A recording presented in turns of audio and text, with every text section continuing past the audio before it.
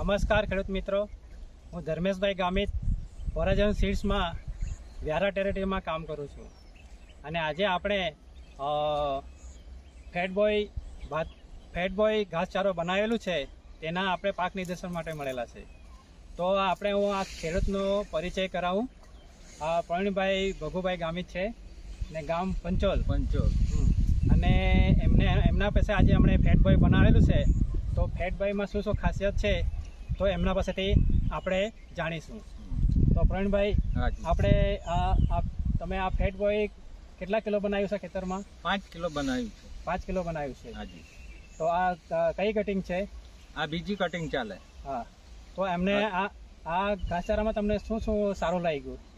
ઘાસચારામાં એની લંબાઈ ને એની ગુણવત્તા સારી લાગી ને ગાય ભેંસ સારી રીતે ખાઈ શકે છે. એના મીઠાશ આવે એમાં. હા. તેથી દૂધ વધે છે એમ કે? દૂધ વધે છે એમાં. હા.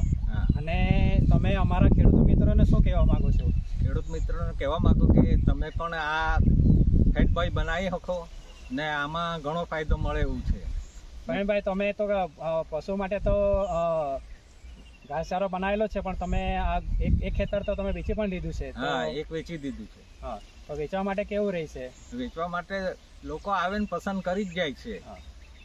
એવું છે ને બધાને પસંદ પડે જ છે. આ મિત્રો, તમે બી એક વખત બનાવીને ટ્રાય કરીજો. હા, અમને તો બહુ ફાયદો થયો છે આમાં. એટલે હું તો આવતે વર્ષે પણ એ જ બનાવવાનો છું. હા. તો ખેડૂત મિત્રો, જોઈએ કે આપણે પ્રવીણભાઈ ઘાસચારો ફેટબોય બનાવેલો છે. તો આપણે પણ આપણા વ્યારા તાલુકામાં આ વેચવા માટે પણ સારું છે અને પશુ માટે ખાવા માટે. અને આ જે ઘાસચારો આવે છે આમાં આ મીઠાશ હોય છે, તેથી પશુને આ મીઠાશ લાગે છે. તેથી તમે પણ આ ઘાસચારો બનાવી શકો છો અને દૂધને પેટ પણ વધે છે.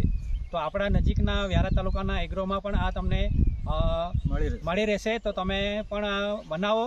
ખૂબ ખૂબ આભાર. નમસ્કાર.